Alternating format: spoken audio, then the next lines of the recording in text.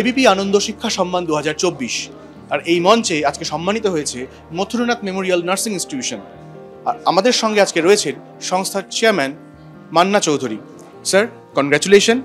আপনার কেমন লাগছে? অবশ্যই ভালো লাগছে।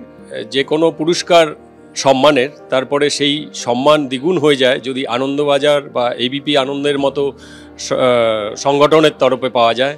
আমি খুবই আনন্দিত এবং সম্মান বোধ করছি। ধন্যবাদ এবিপি আনন্দকে।